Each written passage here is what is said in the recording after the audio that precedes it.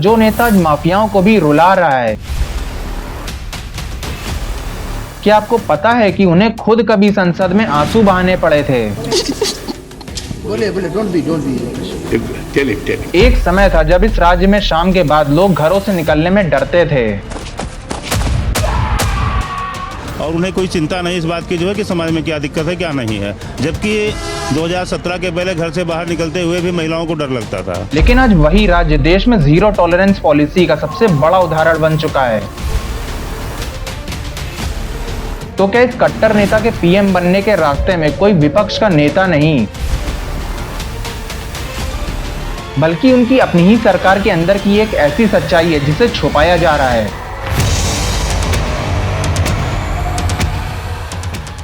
क्या भारत के अगले प्रधानमंत्री योगी आदित्यनाथ होंगे? नरेंद्र मोदी और राहुल गांधी के बाद देश की राजनीति में सिर्फ एक ही ऐसा नाम है जो समर्थकों से ज्यादा दुश्मनों के अंदर खौफ पैदा कर देता है।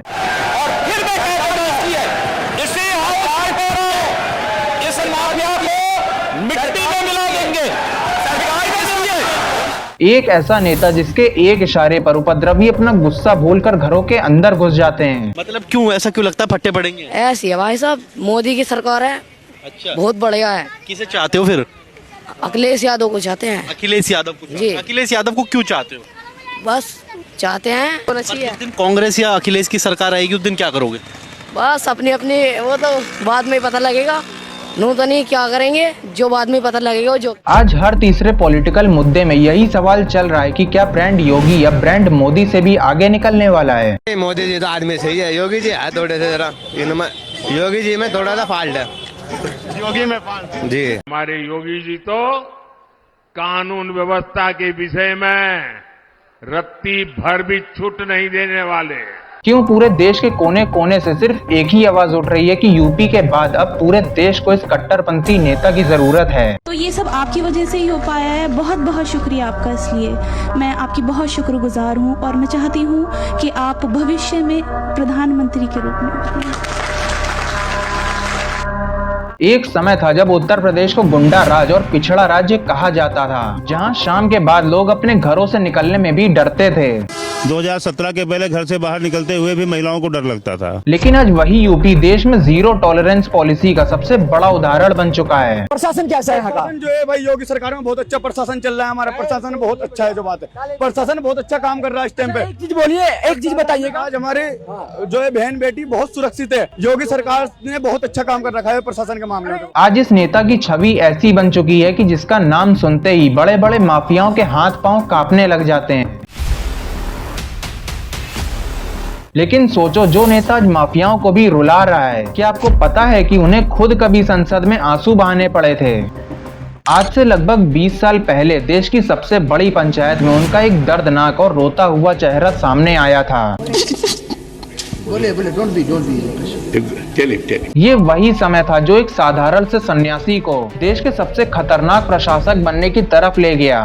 दंगा कैसे होता और दंगाई का उपचार कैसे होना है, हाँ, तो बरेली के मौलाना से पूछ लो। लेकिन यूपी को बदलने वाला ये बुलडोजर फॉर्मूला क्या उन्हें सच में पीएम हाउस तक पहुंचा पाएगा? और इस रास्ते का उनका सबसे बड़ा दुश्मन कौन है, इसके बारे में वीडियो के एंड में बात करेंगे, इसीलिए पूरी वीडियो बहुत ध्यान से देखना। बात है 12 मार्च सन 2007 की। लोकसभा के अंदर गोरखपुर के सन्यासी सांसद माइक पर बोलते हुए अचानक रो पड़ते हैं। सर मुझे बोले डोंट बी उनका कहना था कि उन्हें राजनीतिक दुश्मनी के चलते जेल में बंद कर दिया गया और प्रशासन उन्हें जान से मारना भी चाहता है। मुझे जिस प्रकार से राजनीतिक पूर्वाग्रह का शिकार बनाया जा रहा है, मैं केवल आपसे अनुरोध करने के लिए आया हूँ, क्या मैं इस सदन का सदस्य हूँ या नहीं हूँ। उस वक्त के स्पीकर सोमनाथ चटर्जी के सामने उन्होंने रोते हुए कहा था, मैं संसद में इस्तीफा दे दूंगा।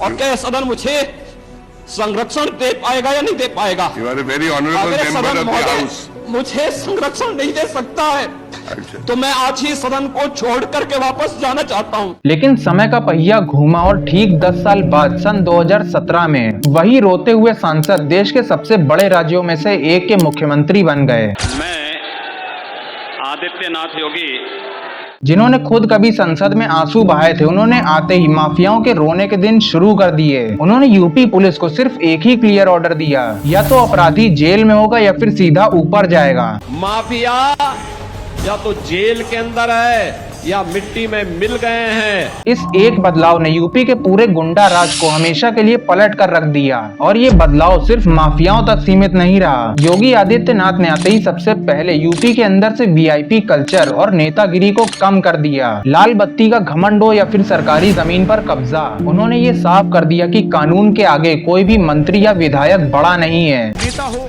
या कोई अधिकारी, वीआईपी कल्चर दिखाया, गाड़ी पर लाल बत्ती लगाई, हूटर बजाया तो चलेगा योगी का हंटर।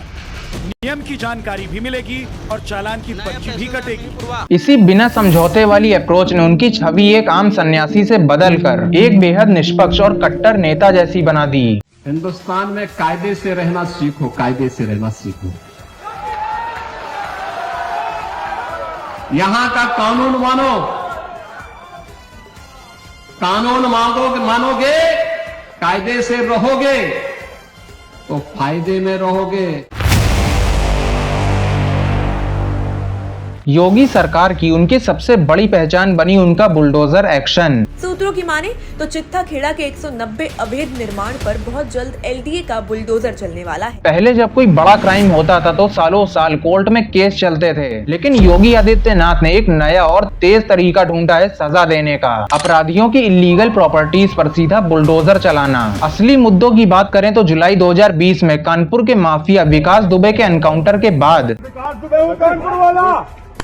जब उसकी इलीगल हवेली पर बुलडोजर चला तो पूरे देश में एक कड़क मैसेज गया। इसके बाद 25 फरवरी 2023 का वो बयान जो आज हर सोशल मीडिया पर ट्रेंड करता है। उमेश पाल हत्याकांड के बाद योगी जी ने असेंबली में खुलकर दहाड़ा था, इस माफिया को मिट्टी में मिला देंगे। और ठीक उसके कुछ महीनों बाद अतीक अहमद और उसके गैंग का वही हाल हुआ। यूपी की आम जनता जो पहले गुंडा राज से परेशान थी, उन्हें इस जल्दी मिलने वाले जस्टिस में एक अलग ही सुकून मिलने लगा। ये आतंक को खत्म कर रहे हैं और बुराई को खत्म कर रहे हैं, बहुत अच्छा काम खत्म होना चाहिए। पुलिस एनकाउंटर्स और बुलडोजर एक्शंस ने यूपी में कानून का एक ऐसा डर पैदा किया जो पिछले 30 सालों में कभी नहीं दिखा था।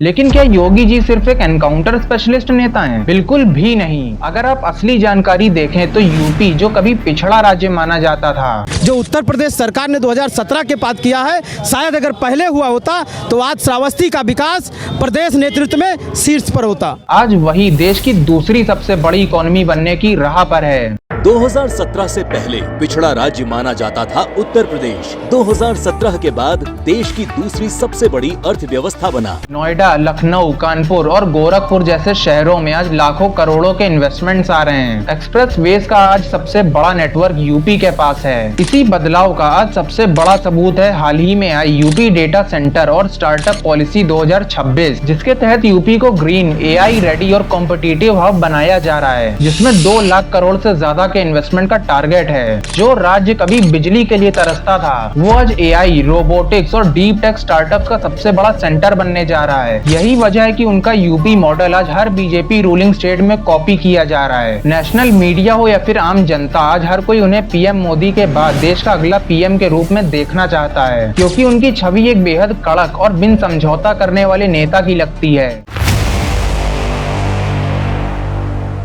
तो अब हम आते हैं हमारे उस सबसे बड़े और आखिरी सवाल पर कि क्या योगी आदित्यनाथ के पीएम बनने का रास्ता एकदम साफ है? असलियत में रास्ता इतना साफ नहीं है, क्योंकि रेस में सिर्फ योगी जी अकेले नहीं हैं। नरेंद्र मोदी के बाद अगर कोई दूसरा नेता देश की राजनीति को पूरी तरह कंट्रोल करता है तो वो है चाणक्य कहे जाने वाले union home minister Amit Shah. इसलिए एग्रेसिव हूँ कि जम्मू एंड कश्मीर के पीएको को आप भारत का हिस्सा नहीं मानते हो क्या?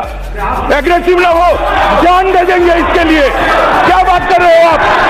एग्रेसिव होने की क्या बात कर रहे हो? एक तरफ है अमित शाह, जिनका ऑर्गेनाइजेशनल होल्ड पूरी बीजेपी पर बहुत मजबूत है। बच नहीं पाओगे आप लोग, बच नहीं पाओगे। आतंकवादियों के लिए रोना आता है, हमें पूछते हैं कि आपने क्या किया, कोई अधिकार नहीं है पूछने का। कभी गए हो आप पाकिस्तान? तो कई बार गए हो गए। दूसरी तरफ है ब्रांड योगी, जिनकी आम जनता में बेहद कट्टर फैन फॉलोइंग है, जो उन्हें पीएम बनने की रेस में सबसे आगे खड़ा करती है। आपको क्या लगता है, मोदी जी के बाद देश का अगला पीएम किसे होना चाहिए? योगी आदित्यनाथ को, अमित शाह को, या फिर अपोजिशन से राहुल गांधी को? कमेंट्स में बताओ। वीडियो अगर पसंद आई हो तो एक लाइक जरूर से करके जाना। चैनल को सब्सक्राइब कर दो और भी ऐसी वीडियोस के लिए। मिलते हैं अगली वीडियो में।